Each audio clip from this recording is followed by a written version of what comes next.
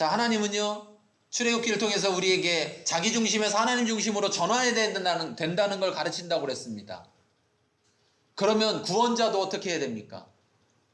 구원자도 자기 중심이 아닌 하나님 중심으로 구원의 사역을 감당해야 한다는 사실입니다. 그것은 누구에게도 동일하다는 거예요. 그래서 모세조차도 자기 중심에서 하나님 중심으로 전환돼야만 하나님의 그 사역을 할 수 있다는 것을 보여주고 있습니다. 여러분, 새물교회가 계속해서 뭘 강조하고 있느냐? 하나님 중심의 신앙을 강조하고 있습니다. 여러분 한 분 한 분이 하나님 중심의 신앙으로 변화돼야 새물교회가 하나님 중심의 교회가 될 수 있습니다. 그리고 우리가 하나님 중심의 신앙으로 전환되어질 때 그때 하나님의 구원 사역이 우리 가운데서 일어날 수 있다는 겁니다. 우리들을 통해서 하나님이 그 일을 하실 수가 있다는 거예요. 우리에게 그 일을 맡기셨다 할지라도, 우리에게 이천교회를 세우고 이천선교사를 보내는 역할을 맡기셨다 할지라도 우리가 하나님 중심으로 전환되지 않으면 그 일을 이룰 수 없다는 거예요. 아무리 모세를 통해서 하나님이 구원을 이루시겠다고 결정했고 그래서 모세를 이 땅 가운데 태어나도록 간섭하셔서 준비하셨을지라도 그가 구원 사역을 하기 위해서는 자기 중심의 구원 사역이 아닌 하나님 중심의 구원 사역으로 전환되어야 된다는 겁니다. 자기 중심의 신앙이 아니라 하나님 중심의 신앙으로 전환되어야 된다는 거예요. 하나님 중심의 신앙이 뭐냐? 바로 하나님 말씀 중심의 신앙인 것입니다. 자기 중심의 신앙은요, 자기 마음에 드는 하나님 말씀만 듣습니다. 그리고 자기 마음에 드는 하나님 말씀만 실천합니다. 하나님 말씀을 자기에게 맞추려고 합니다. 그런데 하나님 중심은요, 말씀에다 자기를 맞추는 겁니다. 그것이 바로 순종입니다. 여러분, 우리가 준비되어야 됩니다. 새물교회가 준비되어야 돼요. 새물교회가 지금은 작은 교회입니다. 유명하지 않은 교회예요. 그래서 참 감사한 것 같아요. 왜? 지금 만약에 작지 않고 유명하지 않으면 많은 사람들이 몰려들 것이고 많은 사람들이 몰려들면 어떻게 될까요? 어떻게 될까요? 네. 여러 가지 많은 일들이 일어나겠지만 첫째는 여러분이 필요하지 않을 수도 있습니다. 무슨 얘기냐? 여러분에게 맡긴 그 일을 다른 사람에게 맡길 수도 있다는 거예요. 하나님은요. 왜? 내가 전환되지 않는다면, 내가 전환되지 않는다면 전환되는 사람을 통해서 하나님은 하나님의 일을 하신다는 거죠. 그런데 지금 하나님이 우리에게 기회를 주고 계신 거예요. 새물교회 가운데 바로 우리 자신들에게 하나님이 기회를 주고 계세요. 내가 새물교회를 통해서 교회를 세우며 선교하는 이 사역을 하겠다. 그러니 너희가 준비되라는 거죠. 모세처럼 준비되라. 너희 능력으로 하려고 하지 말고 너희의 방법으로 하려고 하지 말고 하나님의 능력으로 하나님의 방법으로 해라. 전환해야 된다. 모세는 자기 능력으로 구원하려고 했다는 사실입니다. 그런데 오히려 그것이 실패로 돌아갔다는 거죠. 자, 넘어가서 이제 도망자의 신세, 죽음을 당하게 될 신세가 됐습니다. 자, 하나님께서 그를 구원하셨죠. 그렇죠? 태어나서 죽을 것에서 구원해 놓으셨어요. 근데 그가 자기 중심으로 사역을 해버렸더니 자기가 다시 또 어떤 상황에 놓이게 됐습니까? 자기가 또 죽어야 되는 상황에 놓이게 됐습니다. 다시 구원받아야 되는 상황에 놓이게 됐어요. 자, 16절. 미디안 땅에 머물러 있었는데요. 16절. 미디안 제사장에게 7달이 있더니 자, 그들이 와서 물을 길어 구유에 채우고 그들의 아버지의 양떼에게 먹이려고 하는데 목자들이 와서 그들을 쫓는지라 모세가 일어나 그들을 도와 그를 양떼에게 먹이니라. 자, 도망와서 생각을 해보니까 자기가 진짜 하는 사역은 죽여서 살리는 사역이 아니라, 그렇죠? 죽여서 구원하는 사역이 아니라 그를 도와서 구원하는 사역을 해야 된다는 걸 지금 보여주고 있어요. 본인은 알지 못하고 행하지만 하나님은 우리들에게 예표적으로 말씀하고 있어요. 자, 여기 보니까 모세가 일어나 그들을 도왔다. 그리고 그들을 먹였다. 하나님께서 이제 앞으로 이스라엘 백성에게 어떻게 하시겠다고요? 그들을 돕고 그들을 먹이시겠다. 광야 가운데에서. 지금 모세가 광야 가운데 갔는데, 미디안 땅 그 광야 가운데로 나갔는데, 그곳에서 바로 그렇게 하시겠다라는 것을 미리 보이고 계신 거예요. 자, 18절. 그들이 그들의 아버지 루엘에게 이를 때 아버지가 이르되 너희가 오늘은 어찌하여 이같이 속히 돌아오느냐? 그들이 다 한 애굽 사람이 우리를 목자들의 손에서 건져내고. 자, 여기 자 보세요. 모세는 도왔는데 도받은 사람은 뭐라고 말했습니까? 건져냈다. 그가 누군데요? 건짐을 받은 사람. 바로 이름이 뭐예요? 모세. 하나님은 다시 모세에게 다시 한번 재소명을 주시는 거예요. 재소명. 네가 구원사역 네 맘대로 다 실패했지? 그렇지만 내가 너를 사용해서 뭐 하겠다? 이스라엘을 건져내겠다. 네가 지금 저들을 어려운 가운데서 건진 것처럼 내가 건지겠다라는 것을 보여주고 계신 겁니다. 자, 그래서 20절 아버지가 딸들에게 이르되 그 사람이 어디 있느냐? 너희가 어찌하여 그 사람을 버려두고 왔느냐? 그를 청하여 음식을 대접하라 하였더라. 21절 모세가 그와 동거하기를 기뻐하며 그가 그의 딸 십보라를 모세에게 주었더니. 22절 읽겠습니다.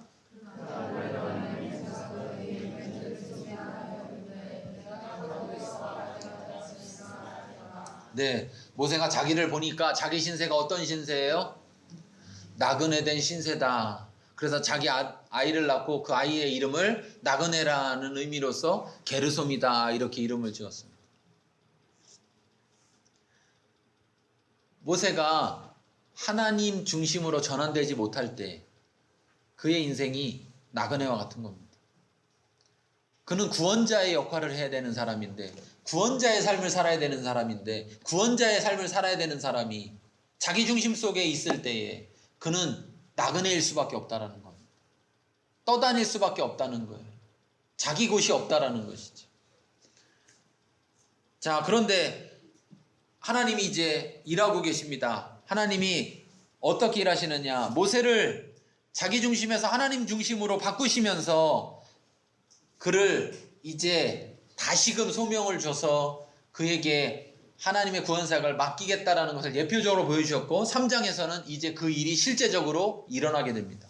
근데 그 전에 어떤 일이 있느냐? 23절부터 5절까지 같이 읽겠습니다.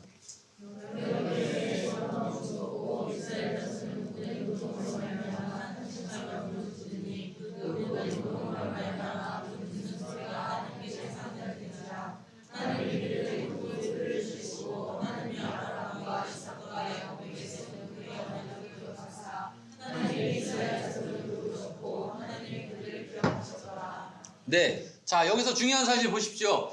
왜 모세가 다 자랐을 때, 왕궁에 있을 때 하나님은 구원사역을 시작하지 않으셨을까요? 그때 다 컸잖아요. 왜 안 하셨을까요? 몇 가지 이유가 있습니다. 첫째, 모세가 준비가 덜 됐습니다. 모세가 준비가 덜 됐어요. 그렇죠? 두 번째, 이스라엘 백성도 준비가 덜 됐습니다. 이스라엘 백성도 정말 애굽을 떠나고자 하는 준비가 덜 됐다는 거예요. 자, 이것으로 볼 때 우리는 뭘 할 수 있느냐? 하나님의 구원사역의 시작은, 하나님의 그 구원사역의 시작의 때는 누구의 때를 따른다? 하나님의 때를 따른다. 그러니까 하나님의 때. 사람이 생각하는 때가 아니라 하나님의 때를 따른다는 것입니다. 그리고 그 하나님의 때에는 하나님의 관점, 하나님의 시각, 하나님이 보시는 그것을 우리에게 나타내신다는 것. 자, 다시 돌아가 보겠습니다. 여러 해에 애굽 왕이 죽었습니다. 그랬는데 이스라엘 자손은 고된 노동을 여전히 하고 있고요. 탄식하고 있습니다. 그러면서 부르짖었습니다. 그래서 그 고된 노동으로 말미암아 부르짖는 소리가 하나님께 어떻게 됐습니까? 상달되었습니다. 상달되었어요. 하나님은 하나님 찾기를 기다리십니다. 시편과 자면에 보면 이렇게 말하죠. 하나님을 간절히 찾는 자가 하나님을 만날 것이라. 에스라에게는 이렇게 바벨론에 포로로 잡혀갔을 때도 이렇게 얘기합니다. 내가 너희를 포로로 잡혀간 가운데서 돌아오게 할 것인데 내가 너희를 돌아오게 할 것이라도 그렇게 계획했을지라도 너희가 구하여야 할 것이다. 뭐를요? 돌아가게 해달라고. 즉 다시 얘기하면 이스라엘 고통받고 있는 걸 하나님이 모른다는 얘기가 아닙니다. 알고 있습니다. 그런데 하나님이 알고 계셔도 우리가 뭐 해야 된다? 그들이 구해야 된다는 거죠. 근데 그들의 구하는 소리가 이제 시작됐고 상달되었다는 거예요. 근데 왜 그러냐? 이들이 하나님이 있음에도 불구하고 이스라엘이 하나님을 보지 않고 있다는 거예요. 그들의 구원자인 하나님이 계신데도 불구하고 하나님을 바라보고 있지 않으니까 하나님은 그들이 하나님을 볼 때까지 기다리시는 겁니다. 자, 기억하십시오. 출애굽기는 뭐라고요? 자기 중심에서 하나님 중심으로 전환하라고 말씀하고 계시다. 전환되지 않을 때 하나님은 아무것도 하시지 않습니다. 하나님은 그들에게 무엇을 할 수가 없습니다. 그들이 정말 하나님을 바라볼 때, 그들이 하나님을 선택했을 때 하나님이 역사하시는데, 자 여기 보니까 24절 그들의 소리가 상달된지라. 자 24절 하나님이 그들의 고통 소리를 뭐 하셨다고요? 첫 번째 들으셨습니다. 들으셨어. 샤마라는 말이죠. 이스라엘아 들으라 할 때, 샤마 이스라엘 할 때 하는 샤마 들으라, 듣다. 근데 이 샤마라는 말은 그냥 단순히 듣는다는 말이 아니라 듣고 응답한다는 말입니다. 자, 그 다음에 하나님이 아브라함과 이삭과 야곱에게 세운 그의 언약을 뭐 하셨습니까? 기억하셨습니다. 이 기억한다는 말은 자카르라는 말인데 이것은 그냥 옛날 거 떠올렸다는 게 아니라 적극적으로 관심을 기울인다는 거예요.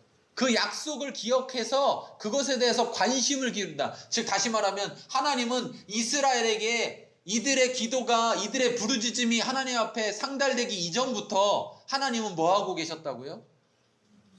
이스라엘에게 관심을 기울이고 계셨다는 겁니다. 여러분, 하나님이 여러분을 기억하실까요?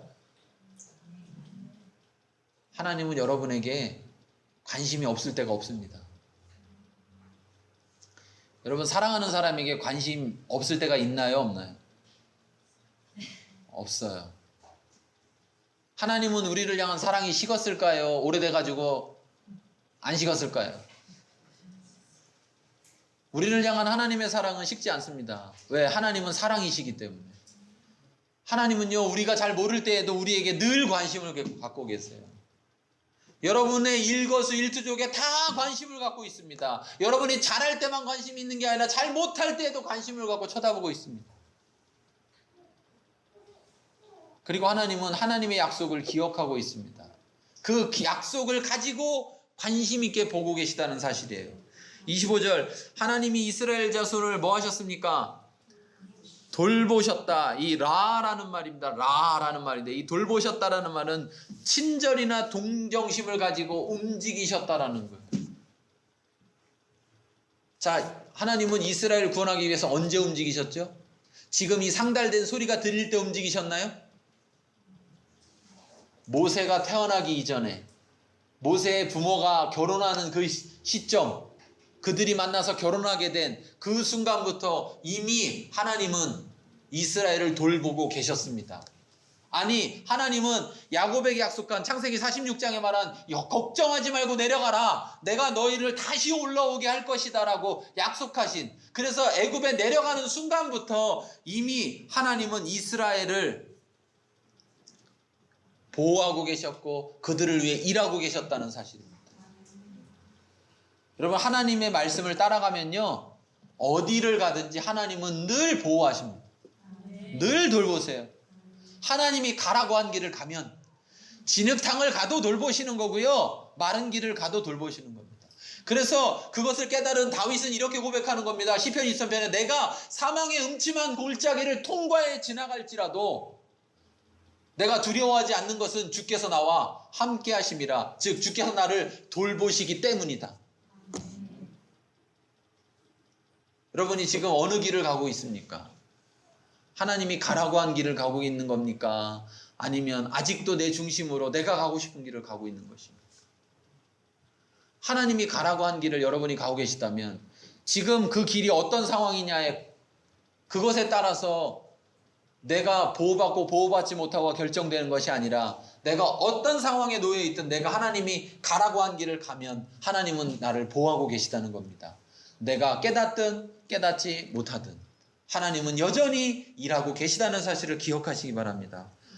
그리고 마지막 하나님이 그들을 뭐 하셨다고요? 기억하셨더라. 이 기억하셨더라 여기는 앞에 기억하다란 말과 다른 말인데요. 이 번역이 조금 좋지 않은 것 같아요. 하나님이 그들을 아셨더라. 야다라는 말, 알다라는 말을 쓰고 있습니다. 야다라는 말. 즉 하나님은 그들의 모든 것을 알고 계셨다 이 말. 여러분 하나님은 우리를 알고 계십니다. 우리의 모든 걸 알고 계세요. 여러분은 하나님을 알고 계신가요? 이 말은 나는 너희를 이렇게 했다라는 겁니다. 나는 너희에 대해서 들었고 그리고 기억했고 너희를 돌보았고 너희를 알고 있다. 너희는 어떠냐는 거죠. 우리는 어떠냐는 겁니다. 나는 정말 하나님을 알고 있느냐? 나는 정말 하나님에게 귀 기울이고 있느냐? 하나님 말씀에 하나님은 이렇게 귀 기울여서 들으시는 것처럼 나는 그것을 듣고 있느냐?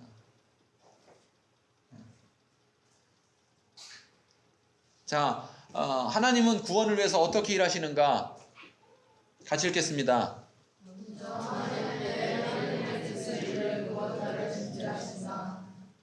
갈라디아 4장 4절에 보면 이렇게 말합니다. 때가 참에 하나님이 그 아들을 보내사 여자에게 나시고 이렇게 말했습니다. 여러분 하나님의 때는요 하나님에 의해서 결정되지만 그런데 분명한 사실은 하나님은 그 하나님의 때를 위해서 여전히 일하고 계시고요. 우리가 보든 보지 못하든 일하고 계십니다. 그런데 중요한 것은 그 하나님의 때가 이르기 전에 우리는 준비해야 된다는 거예요. 어떤 준비가 가장 중요한 준비예요? 능력을 기르는 준비를 해야 되는 것이 아니라 자기 중심에서 하나님 중심으로 전환되는 준비가 되어야 된다. 그래야 하나님을 온전히 따르고 하나님과 동행할 수 있다는 거예요. 하나님 말씀에 순종할 수 있다는 사실입니다. 여러분 하나님은 우리를 위해서도 구원자를 준비하셨습니다. 여러분이 어떤 상황에 놓여 있다면 여러분을 구원할 자를 하나님은 준비하시고 계십니다. 그리고 일하고 계세요. 그 하나님은 나를 다 아십니다. 나를 돌보고 계십니다. 내가 지금 이런 상황인데 뭘 날 돌봐? 아니요. 그럼에도 돌보고 계십니다. 놀라운 사실은 역설적으로 말하지만 1장에서 그렇게 말했습니다. 그들에게 점점 더 고통을 더 많이 줬음에도 불구하고 이스라엘 백성은 어떻게 됐습니까? 이스라엘 백성은 왕성하였더라.